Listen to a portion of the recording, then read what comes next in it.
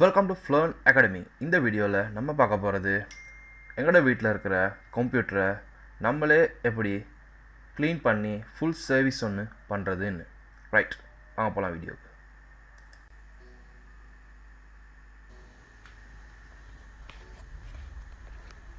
இதுக்கு நம்ம ப்ரஷ் ஒன்று, அடுத்தது thermal paste and screwdriver ஒன்று எடுக்கிறோம். அண்ட் எங்களோட மெஷினை பார்த்தீங்கன்னு சொன்னால் அடுத்தது நம்ம சைட் ஆணிகளை கலட்டி ஓப்பன் பண்ணுறோம்.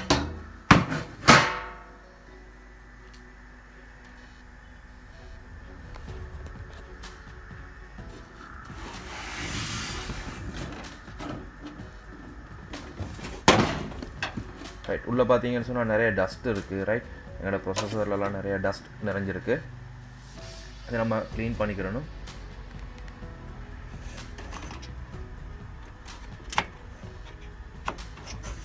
ரைட், இதுக்கு முதல்ல நான் என்ன செய்கிறேன்னு சொன்னால் என்னோட மெஷினில் இருக்கக்கூடிய ரேம்மை முதலாவது ரிமூவ் பண்ணுறேன். இதில் ரெண்டு பக்கம் இருக்கக்கூடிய அந்த லொக்கை ரிமூவ் பண்ணிவிட்டு ரேம்ஸை நான் ரிமூவ் பண்ணுறேன். அண்ட் என்னோட கம்ப்யூட்டர் பார்த்தீங்கன்னு சொன்னால் ஒரு DDR3 ரேம் தான் இது. ரைட், DDR3 ரேம் ஒன்று இருக்குது, 4GB ரேம், 4GB ரேம்ஸ் இருக்குது. கம்ப்யூட்டர் பார்த்தீங்கன்னு சொன்னால் இது வந்து i3 கம்ப்யூட்டர் ஒன்று, i3 ஃபஸ்ட் ஜெனரேஷன். அண்டு ரேமை ரிமூவ் பண்ணிவிட்டு நான் இப்போ பார்த்தீங்கன்னு சொன்னால் மெஷினில் இருக்க ஹார்ட் டிஸ்கை ரிமூவ் பண்ணுறேன்.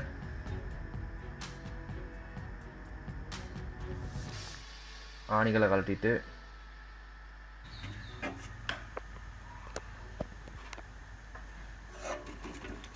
நிறைய டஸ்ட் இருக்குது. இதில் நம்ம இது கேபிளை கழட்டிடுவோம். இதில் சாட்டா ஹார்ட் டிஸ்க் ஒன்று தான் இருக்குது. அண்ட் சாட்டா டேட்டா கேபிளையும் பவரையும் ரிமூவ் பண்ணுறேன்.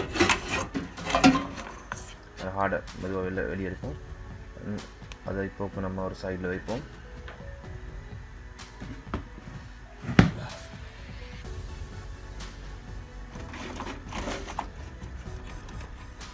அடுத்து நான் பார்த்தீங்கன்னு சொன்னால் நம்ம இதை கொஞ்சம் பைண்ட் பண்ணியிருக்கு. இந்த பைண்டிங்கை நான் ரிமூவ் பண்ணுறேன்.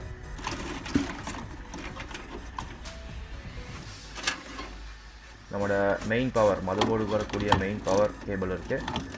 அண்டு நான் மெயின் பவர் கேபிளையும் ரிமூவ் பண்ணிக்கிறேன்.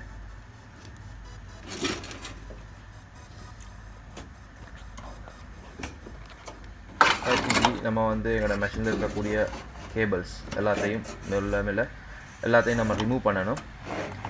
பார்த்தீங்கன்னு சொன்னால் நம்மளோட ஃப்ரண்ட் USB பேனலுக்குரிய கேபிள் இருக்குது, அதை நான் ரிமூவ் பண்ணுறேன்.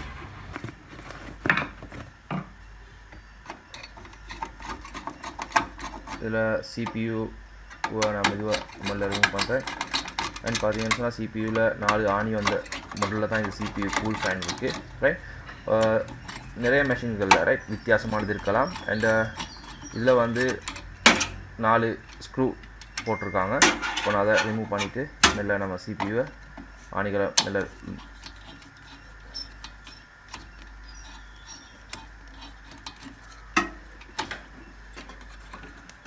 ரிமூவ் பண்ணுறேன். அண்ட் இதில் பார்த்தீங்கன்னு சொன்னால் CPU ஃபேன் ரிமூவ் பண்ணுறேன். ரைட், CPU ஃபேண்டு ஒயர் இருக்குது கேபிள், அதை நான் ரிமூவ் பண்ணிவிட்டு CPU ரிமூவ் பண்ணுவோம். உங்களுக்கு காணலாம் CPUவில் நிறைய டஸ்ட் இருக்குது. அண்ட் அதில் இருக்கக்கூடிய தேர்மல் பேஸ்ட் நிறைய எல்லா இடத்துக்கும் போயிருக்கு. அப்போது நான் அதையும் ரிமூவ் பண்ணிக்கிறேன். அண்டு அடுத்து இதில் 4 பின் பவர் ஒன்று இருக்குது. அண்ட் அதையும் நான் ரிமூவ் பண்ணுறேன். அடுத்து பார்த்தீங்கன்னு சொன்னால் அதில் நம்ம மதர் போர்டில் ஃபிக்ஸ் பண்ணப்பட்டிருக்கக்கூடிய சாட்டா கேபிள்ஸ், இதையும் நான் ரிமூவ் பண்ணணும்.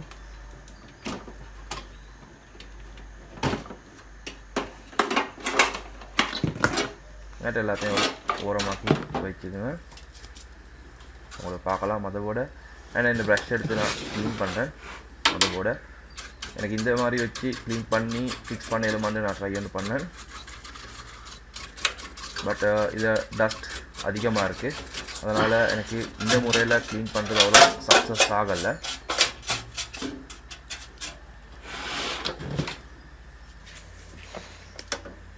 டஸ்ட் அதிகம். அதனால் நான் இப்போ வந்து பார்த்தீங்கன்னு சொன்னால் என்னை மதர் போர்டை ரிமூவ் பண்ணுறேன். ரைட், மதர் போர்டை ரிமூவ் பண்ணி எடுத்து செப்பரேட்டாக வச்சு க்ளீன் பண்ணேன்னு சொன்னால் இன்னும் நல்ல முறையில் நமக்கு க்ளீன் பண்ணலாம்.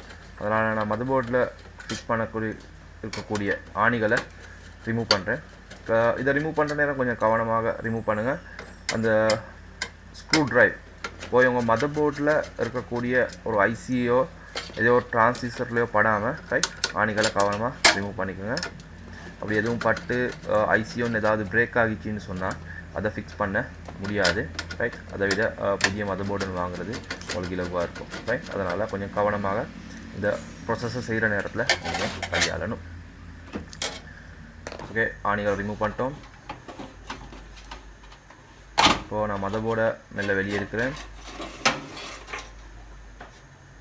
அண்டு இதில் பார்த்தீங்கன்னு சொன்னால் ஃப்ரண்ட் பவர் பட்டனும் ரீஸ்டார்ட் அண்ட் முன்னாடி அந்த எல்இடி பல்ப் இருக்குது ரைட். கம்ப்யூட்டர் ஒன் ஆகிற நேரம் அந்த எல்இடி பல்ப் அதுக்குரிய வயர்கள் தான் இது இருக்குது. இதை நான் ரிமூவ் பண்ணுறேன்.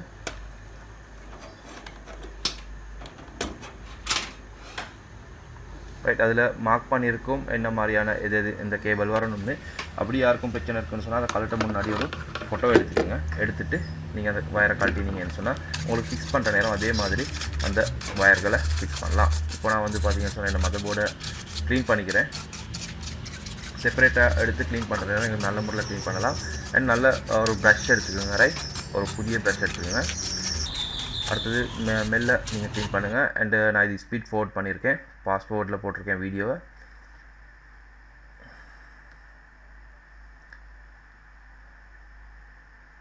அடுத்து நம்மளோட ஹார்ட் டிஸ்க் இருக்குது. ஹார்ட் டிஸ்க்கை நான் இது மெல்ல க்ளீன் பண்ணிக்கிறேன். அண்டு அந்த ஐசி இருக்கிற பக்கங்கள் க்ளீன் பண்ணுற நேரத்தில் ஒரு மெல்ல க்ளீன் பண்ணுங்கள். சாட்டா ஹார்ட் டிஸ்க் நம்மளோட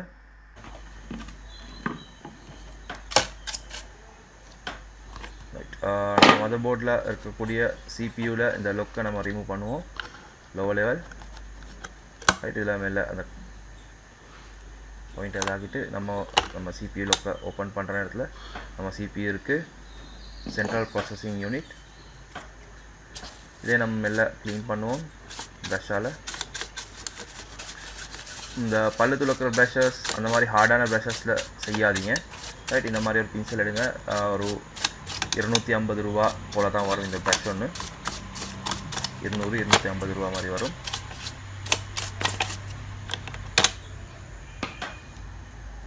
இப்போ இதில் பார்த்தீங்கன்னா சொன்னால் இந்த சிபியூவில் பழைய தேர்மல் பேஸ்ட் ரைட், ஹீட் சிங்க்னு சொல்லுவோம், இல்லை சொன்னால் தேர்மல் பேஸ்ட் ரைட். இந்த தேர்மல் பேஸ்ட் ஏற்கனவே அதை இருக்கிறது அப்படியே இருக்குது ரைட். அதனால் மெஷின் நம்மளோட ஸ்லோ ஆகும் ரைட். இப்போ நிறைய டஸ்ட் வர நேரத்தில் கூட மெஷினில் ஒரிஜினல் பர்ஃபார்மன்ஸ் ஒர்க் பண்ணாது. இந்த மாதிரி தேர்மல் பேஸ்ட் கல்லாகிற நேரத்தில் உங்களோட மெஷின் ஸ்லோ ஆகும். இப்போ நான் பழைய தேர்மல் பேஸ்ட் எல்லாத்தையும் ரிமூவ் பண்ணுறேன். இன்னொரு கார்ட்போர்டு ரைட், இன்னொரு கார்ட்போர்டுன்னு எடுத்து அதை அப்படியே நம்ம வந்து கொஞ்சம் ஓடி வலித்து எடுக்கிறோம். சரியான முறையில் நல்லா மெல்ல க்ளீன் பண்ணுங்கள். டைம் எடுங்க. டைம் எடுத்து பொறுமையாக க்ளீன் பண்ணுங்கள். நான் சிபிஓ கலட்டல, சிபிஓ கலட்டி வேணாலும் நம்ம க்ளீன் பண்ணலாம்.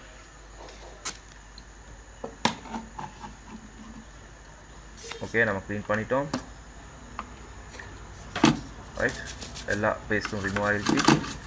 இப்போ நான் பார்த்தீங்கன்னு சொன்னால் அதை மக்களுக்கு கொஞ்சம் க்ளீன் பண்ணிக்கணும், டஸ்ட் எதுவும் இல்லாத மாதிரி. இப்போ நான் அதை லொக் பண்ணுறேன்.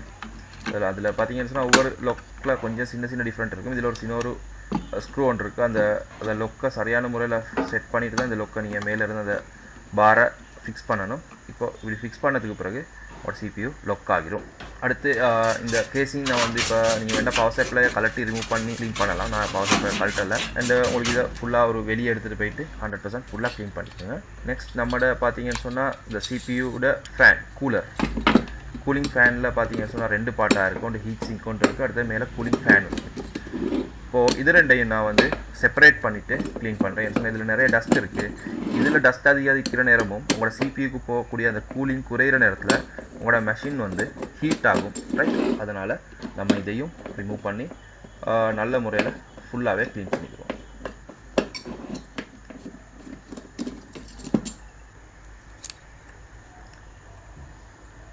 இப்போ இதையும் நீங்கள் வீட்டில் உள்ளே வச்சு செய்யாதீங்க, வெளியே எடுத்துகிட்டு போயிட்டு நல்ல முறையில் க்ளீன் பண்ணிக்கோங்க. இந்த இதுலேயும் பார்த்தீங்கன்னு சொன்னால் தேர்மல் பேஸ்ட் ஒட்டி இருக்குது. நான் தேர்மல் பேஸ்ட் இதுலேயும் க்ளீன் பண்ணிக்கிறேன்.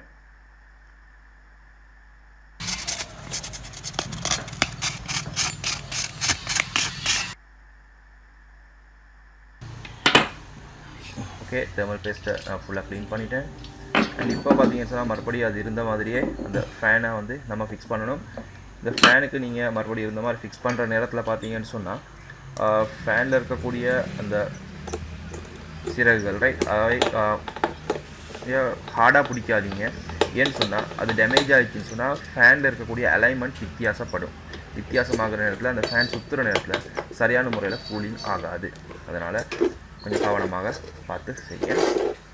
ஆணிகள் இருக்கிற நேரத்துலையும் லெவல் பண்ணி சரியான முறையில் பேலன்ஸ் பண்ணி ஃபிக்ஸ் பண்ணுங்கள். இல்லைன்னு சொன்னால் அலைன்மெண்ட் ஒரு சிறிய அளவு வித்தியாசப்பட்டாலும் உங்களோட மெஷின்லேருந்து சவுண்ட் வரக்கூடும். சரியா, சின்ன சின்ன சவுண்ட்ஸ் வரும். அடுத்தது இந்த கூலிங் ஆகிறதும் சிக்கலாகும். இப்போ நம்ம ஃபிக்ஸ் பண்ணிட்டோம்.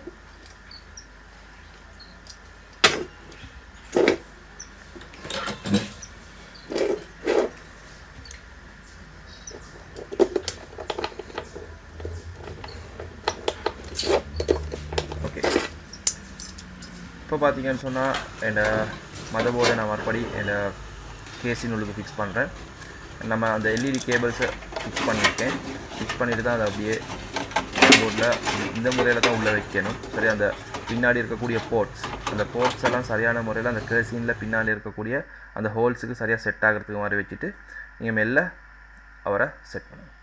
அது நீங்கள் சரியாக செஞ்சதுக்கு பிறகு பார்த்தீங்கன்னு சொன்னால் உங்களோட ஏற்கனவே இருந்த ஆணிகள் போடக்கூடிய அந்த மதர் போர்டில் ஃபிக்ஸ் பண்ணியிருந்த ஆணிகள் இருக்கக்கூடிய இடங்கள் அந்த ஸ்க்ரூஸ் சரியான முறையில் வரும். அப்போ நீங்கள் அதில் கணக்காக பார்த்து ஃபிக்ஸ் பண்ணுங்கள். மிச்சம் ஓவர் டைட் பண்ணாதீங்க. சரியா, ஒரு அந்த கைக்கு விளங்குற அளவுக்கு அவரை ஃபிக்ஸ் பண்ணுங்கள். மிச்சம் லூஸாகவும் வைக்காதீங்க. அது ஷேக் ஆகிற நேரம் டேமேஜ் ஆகலாம் மதர் போர்ட். பவரையும் நம்ம ஃபிக்ஸ் பண்ணிடுவோம்.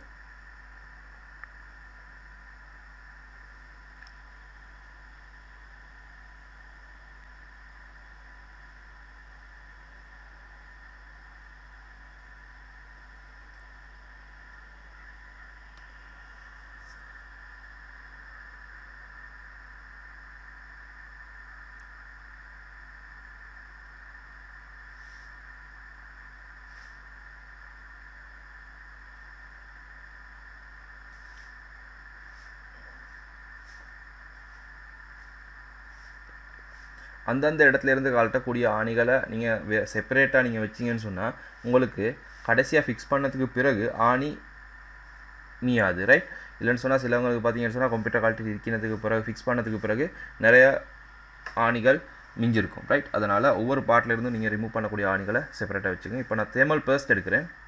தேர்மல் பேஸ்ட், இந்த தேர்மல் பேஸ்ட் பார்த்தீங்கன்னு சொன்னால் இந்த ஃபுல்ஸ் இதுக்கும் பார்த்தீங்கன்னு சொன்னால் ஒரு 400 ருபீஸ் வரும், 400 ரூபா வரும். ரைட், இது அவ்வளோத்தையும் போடுறது இல்லை, ஒரு சிறிய அளவு. ரைட், கொஞ்சம் நீங்கள் ஆட் பண்ணுங்கள். ரைட், ஆட் பண்ணிவிட்டு நான் இப்போ வேறு எதுவும் இல்லாதனால அதாலேயே நான் அப்படியே பேஸ்ட் பண்ணி விட்றேன். ரைட், அதை கொஞ்சம் இப்படி ஃபுல்லாக ஸ்ப்ரெட் பண்ணி விட்றேன்.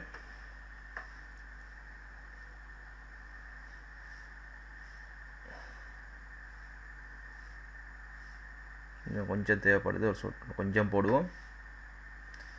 சிபியூவில் நீங்கள் உங்களுக்கு ஸ்ப்ரெட் பண்ணி விடலாம். இல்லைன்னு சொன்னால் சரியாக சென்டரில் போட்டுவிட்டு நீங்கள் மேலால் கூலிங் ஃபேனை செட் பண்ணாலும் அது ஒட்டோவாக நீங்கள் அது டைட் ஆகிற நேரம் அது ஸ்ப்ரெட் ஆகி போகும். ரைட், இப்போ நான் பார்த்தீங்கன்னு சொன்னால் கொஞ்சம் ஸ்ப்ரெட் பண்ணிவிட்டு அதை ஃபிக்ஸ் பண்ணுறேன். ரைட், உங்களுக்கு விருப்பமான மாதிரி ஃபிட் பண்ணலாம். சென்டரில் போட்டுட்டும் ஃபிக்ஸ் பண்ணலாம். இல்லைன்னு சொன்னால் இப்படி ஸ்ப்ரெட் பண்ணி விட்டுட்டு உங்களுக்கு ஃபிக்ஸ் பண்ணலாம். ரைட், இப்போ நான் பார்த்தீங்கன்னு சொன்னால் ஸ்ப்ரெட் பண்ணுறேன்.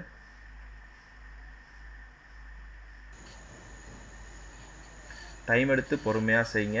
ரைட், இது மிஸ் ஆகி மறுபடி உள்ள சிபியில் போர்டுக்கு அங்கே இங்கே பட்டுச்சுன்னு சொன்னால் சிக்கலாகும். Right, okay.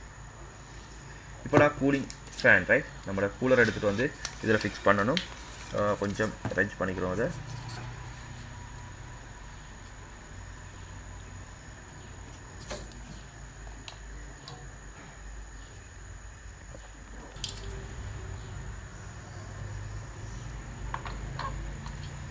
கூலிங் ஃபேனை சரியான பக்கம் செட் பண்ணிக்கோங்க. எப்படி சரியான பக்கம் பார்க்குறதுன்னா அதில் வரக்கூடிய power cable, right, fan cable பார்த்தீங்கன்னு சொன்னால் அந்த இருந்த பக்கம் உங்களுக்கு ஞாபகம் இருக்கும். அந்த சைடில் தான் பார்த்தீங்கன்னு சொன்னால் உங்களோட அந்த ஃபேனை ஃபிக்ஸ் பண்ணக்கூடிய போட்டும் இருக்கும். ரைட், அப்போ அதை பார்த்து உங்களுக்கு செட் பண்ணிக்கலாம். 4 பக்கமும் சரியான ஒரு அளவுக்கு ஃபிக்ஸ் பண்ணுங்கள். ரைட், ஒரே தடையில் ஒரு பக்கத்தில் இருக்கக்கூடிய ஆணியை முழுமையாக இறுக்கிட்டு மறுபக்கம் போகாதீங்க. ஒவ்வொரு பக்கத்தையும் கொஞ்சம் கொஞ்சமாக 4 பக்கத்தையும் ஃபிக்ஸ் பண்ணுங்கள்.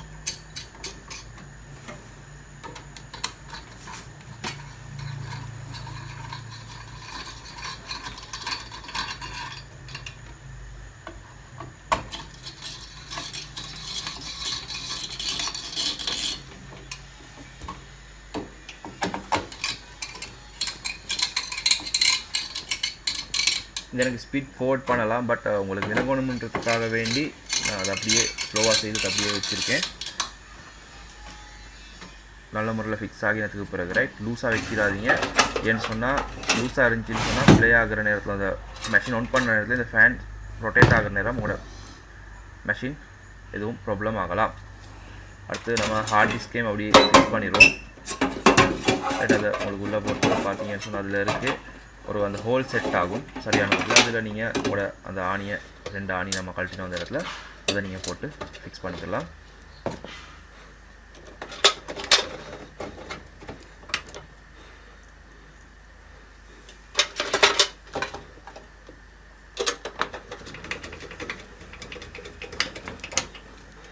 ஓகே, இப்போ பார்த்தீங்கன்னு சொன்னால் நான் வந்து மதர் போர்டோட மெயின் பவரை ஃபிக்ஸ் பண்ணுறேன்.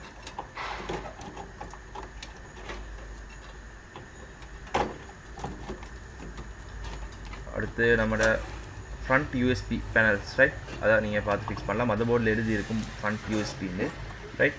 F போட்டு USB 1 USB 2ன்னு போட்டிருக்கோம், அதை நீங்கள் ஃபிக்ஸ் பண்ணிக்கோங்க அந்த கேபிளை. அடுத்து நான் சிபியோட ஃபேனை ஃபிக்ஸ் பண்ணேன். அடுத்து ஹார்ட் டிஸ்க்குரிய சாட்டா பவரை நம்ம ஃபிக்ஸ் பண்ணுவோம்.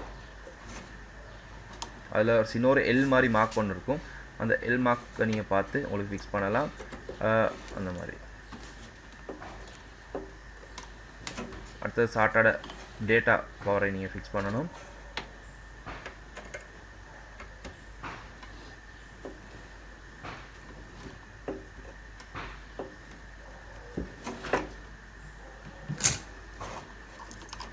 அடுத்தது 4 பின் பவர் ஒன்று இருக்குது இந்த மதர் போர்டில், அப்போ அதையும் நான் ஃபிக்ஸ் பண்ணுறேன் ரைட். சில மதர் போர்டில் அந்த பின் பவர் வராது ரைட். ஓகே, அடுத்து நம்ம ரேம்மை ஃபிக்ஸ் பண்ணிக்கிறணும். ரேம் ஃபிக்ஸ் பண்ணுற நேரத்தில் பார்த்தீங்கன்னு சொன்னால் ரேம் எடுத்துகிட்டு வந்து சரியான அந்த கட் இருக்கிறத பாருங்கள் ரைட். நொஜ் ஒன்று இருக்குது, அந்த நொஜ் சரியாக செட் ஆகிறத பார்த்துட்டு இந்த லொக்ரேனே நீங்கள் இப்படி பண்ணிவிட்டு சரியான முறையில் வச்சு 2 கையையும் வச்சு சரியாக 2 சைட்லேயும் நேராக ஃபிக்ஸ் பண்ணணும். அப்போ அது சரியாக ஃபிக்ஸ் ஆகும் ரைட். அண்டு அதே மாதிரி அடுத்த ரேம் நான் ஃபிக்ஸ் பண்ணுறேன் ரைட்.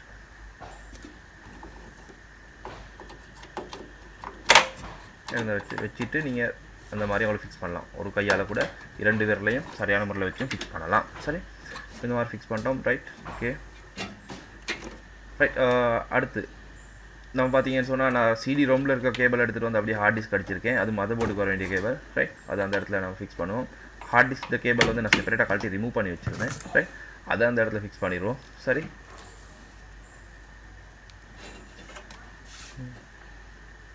நம்ம மறந்து அப்படியே எடுத்து அடிச்சிட்டோம். அண்டு கொஞ்சம் பார்த்து கவனமாக செய்யுங்க ரைட். இதை வீடியோ கட் பண்ணி எடிட் பண்ண இருந்துச்சு, நான் எடிட் பண்ணல, அதை அப்படியே போட்டுவிட்டேன். அண்டு நீங்களும் டைம் எடுத்து பொறுமையாக. அடுத்து பார்த்தீங்கன்னு சொன்னால் இந்த வயர்கள் பார்த்தீங்கன்னு சொன்னால் அப்படி ஓப்பனாக இருக்கிற நேரத்தில் சம்டைம் வந்து அவங்க ஃபேனில் மாட்டக்கூடும். அதனால் இந்த வயர் எல்லாத்தையும் அப்படி செலக்ட் பண்ணி ரைட் எல்லாத்தையும் எடுத்து ஒரு சின்ன ஒரு கேபிள் ஒன்று போட்டு அப்படி டைப் பண்ணி விட்டுறேன். அப்போ எந்த பிரச்சனையும் வராது. இவர் உள்ளே இருக்கிற நேரம் அப்படி எல்லாம் ஒழுங்காக இருக்கும். ஓகே, நம்ம ஃபுல்லாக ஃபிக்ஸ் பண்ணிட்டோம். இப்போது நம்ம ப்ராசஸ் அவ்வளோதான். அண்ட் இப்போ நமக்கு இதை க்ளோஸ் பண்ணிவிட்டு கம்ப்யூட்டரை நமக்கு ஆன் பண்ணலாம். அப்போது முன்னேறதை விட நம்ம கம்ப்யூட்டரில் ஸ்பீடாக ஒர்க் பண்ணும். அண்ட் இந்த வீடியோ உங்களுக்கு யூஸ்ஃபுல்லாக இருக்கும்னு நினைக்கிறேன். அண்ட் யூஸ்ஃபுல்லாக இருந்துச்சுன்னு சொன்னால் நம்ம வீடியோவுக்கு ஒரு லைக்கை போடுங்க. அண்ட் நம்ம சேனலை சப்ஸ்கிரைப் பண்ணிக்கோங்க. அண்ட் இந்த வீடியோவை உங்களோட ஃப்ரெண்ட்ஸுக்கும் ஷேர் பண்ணுங்கள். தேங்க்யூ ஃபார் வாட்சிங். நம்ம அடுத்த வீடியோவில் சந்திக்கலாம்.